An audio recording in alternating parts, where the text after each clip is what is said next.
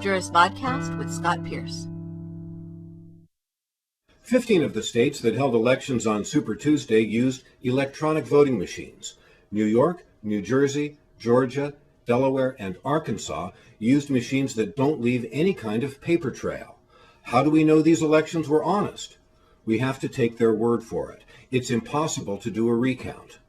Alabama, Arizona, Massachusetts, Oklahoma, and Utah use paper ballots along with their electronic voting machines, but these states don't require regular audits to check the electronic results.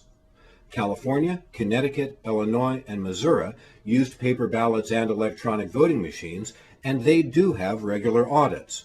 But voting and vote counting, even in these states, is hardly a model of sanity, much less one of transparency and economy. Nobody has given me a persuasive reason why we shouldn't use paper ballots and have human beings count them at the precinct level. The count could be watched online in real time. Meanwhile, there's bad news from Florida. The Florida Department of State says it's okay to eject outside observers from central computer rooms as they receive and add precinct results.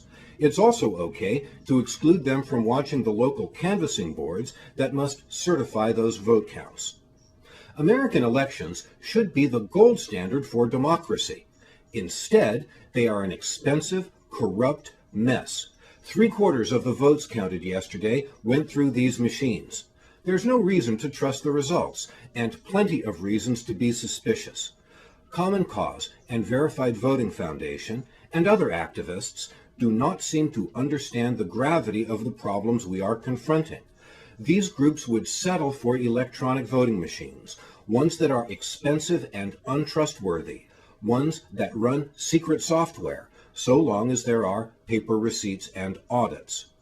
The solutions are simple. We need paper ballots that people can look at and verify before they are put into the ballot box.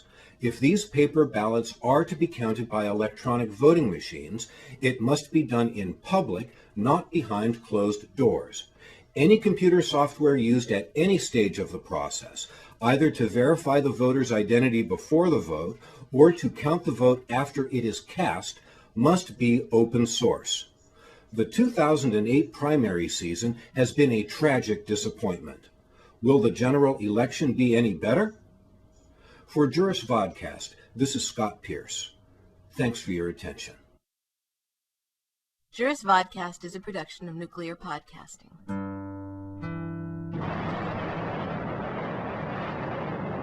Creative Commons Attribution Non-Commercial, No Derivatives.